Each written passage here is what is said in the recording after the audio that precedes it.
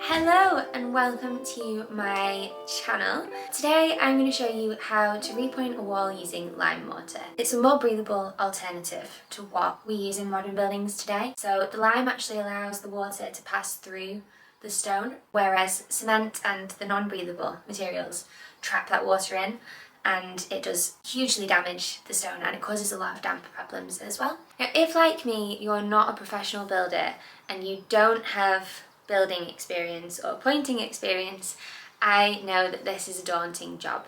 When we were getting quotes to repoint the outside of our house, they were eye-watering, so we had no choice but to get stuck in. It is now one of my favourite jobs. I absolutely love doing it. It's so therapeutic and it really brings the house together. I'm going to walk you through how to do it because trust me, it is not that complicated. First things first, let's get our overalls on.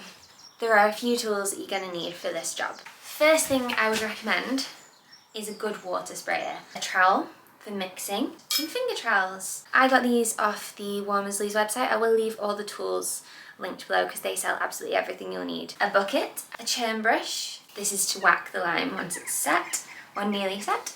You'll need a hawk, safety glasses and a good mask for when you're mixing. You don't want to breathe the lime dust in. It's really harsh and not good for you at all. Gloves wise, we just keep a box of disposable latex gloves. I did used to use the builder's gloves, like the kind of fabric ones, but I found because the lime is wet, after a couple of hours of working, the gloves kind of soak through and then the lime is on your hands and it's so drying. You don't want that. So I love these. They're quite easy to work with as well because they're so thin. Then you will obviously need your lime mortar. We have always used this stuff from Warmersley's. They are fantastic. They're such a helpful company as well. It just comes in loads of different shades as well. So we use the pre-mixed stuff. So you literally just add water and it's in the shade chalk, which is the lovely kind of pale creamy colour.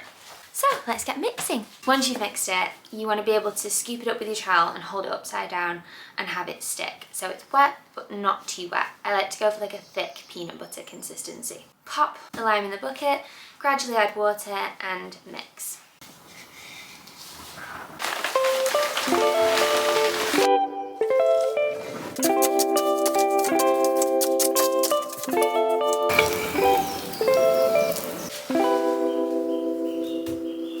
Okay, so this is the consistency you are looking for.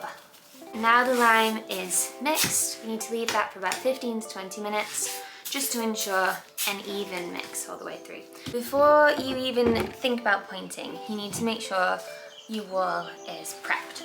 As you can see, we have just cleared out all of these joints, just ready for the lime. It's super important that you mist the wall before you start working. The goal with lime is to stop it drying out too quickly because it cracks if so. So you want to dampen each joint that you're going to point and a little bit of the stone around it so it doesn't suck the moisture out of the lime. I have used a few other colours from Warmersley's. We used their pebble shade on the outside of the house and the aggregate was really chunky and I found it quite hard to get into some of the smaller joints. So the chalk one is really nice to work with. It's almost moussey. So you just want to dump a load of the lime out of your bucket onto your hawk so that you have it to hand to work with. Taking your hawk and your lime, you just want to hold it up to the wall, take a little chunk and just push as hard as you can. The goal is you want to get it filled right to the back of the joint.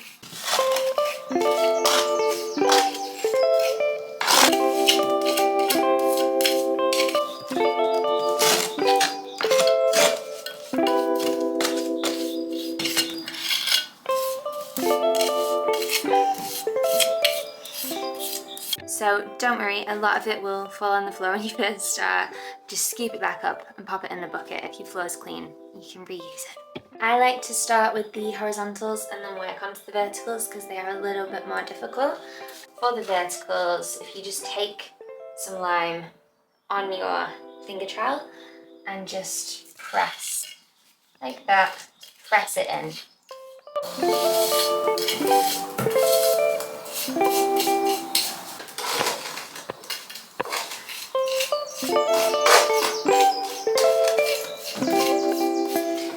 don't worry too much about being super neat. It is a job where practice makes perfect, and the churn brush will just kind of smooth out any imperfections once you're finished.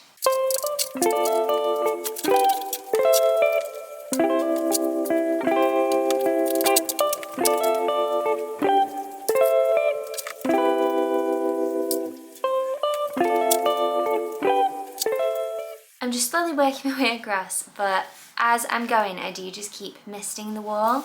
The bits that I've pointed, just again to slow down the curing process.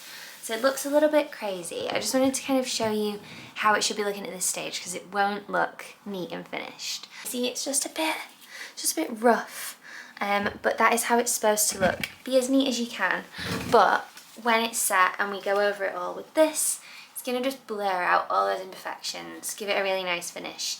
And we can also take the edge of one of these like little wire brushes and just scrape it back if we're not happy with like the edges. So don't panic, keep going.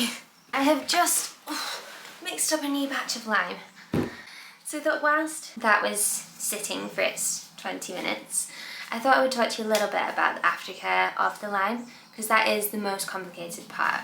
The whole kind of aim with the aftercare is to stop the lime curing too quickly. If it cures too quickly, it will just crack and crumble. If you're pointing inside, you want to mist the lime kind of as you're doing it, maybe every hour or so. Again, slow down the drying process. And then after about 4 hours, take your churn brush, and you should be able to see the like mark of your fingernail, but you shouldn't be able to leave too much of a dent. So it's almost set, but not quite.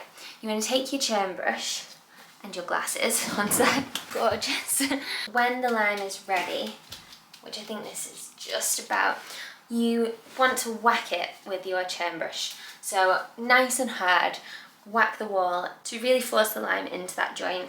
It will also give it a really nice finish, and then we'll give it a good brush and you'll see the effect. Taking the brush,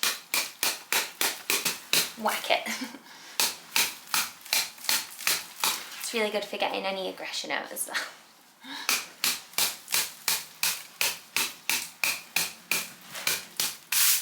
And then brush, and you'll start to see those edges just kind of smoothing out.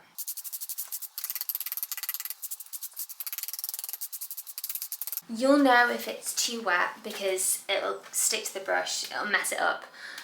Just do a couple of test bits first, but this will just take away all the imperfections. It's just giving it this like very soft look, whereas the lime that's not brushed is much bulkier and has all the little marks from the finger trowel. Once you've finished your brushing back with your churn brush, if you're working inside, just mist everything down again and then come back to it the next day, give it another mist. Maybe if there's a few more areas that need a brush, go over them. That's kind of all you need to do. If you're working outside, it is a little bit more tricky. You want to get yourself some Hessian roll. Whilst you're doing the pointing, put your Hessian into a bucket of water.